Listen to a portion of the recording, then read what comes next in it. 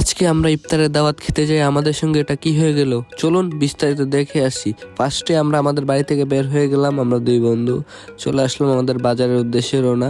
Already দেখতেই পাচ্ছেন বাজারে চলে আসলাম, তাই বেশি দেরি না করে যেই জায়গায় দাওয়াত দিয়েছে সেই জায়গায় চলে আসলাম।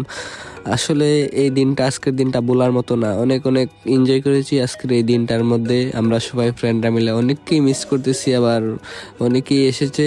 বিশেষ করে আজকের এই দিনটা আমার এবং আমার ফ্রেন্ডের জন্য খুবই খুবই স্পেশাল ছিল। আর আপনারা হয়তো ইতিমধ্যে দেখতেই পারছেন আমাদের ছাতিয়ান এবং হবিগঞ্জ মাধবপুরের মধ্যে বিশেষ একজন বাবুর্চি, কাদির বাবুর্চি, ওনার হাতের পাক এত টেস্ট আপনাদেরকে বলে বোঝাতে পারবো না।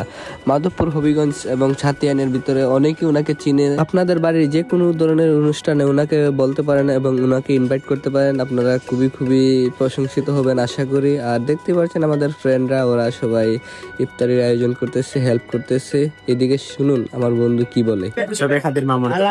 দেখতেই পাচ্ছেন আমরা বসে পড়লাম, এখন অনেকে এসে পড়ছে, আমাদের ফ্রেন্ডরা সহ আমরা বসে পড়লাম। আবার অনেকে আসে নাই, অনেকের বিভিন্ন ধরনের কাজে, তাই সবাইকে দাওয়াত দেওয়া হয়েছে। আসলে এটা হচ্ছে আমাদের প্রাইভেট টিচারের পক্ষ থেকে আমাদের ইফতারের দাওয়াত।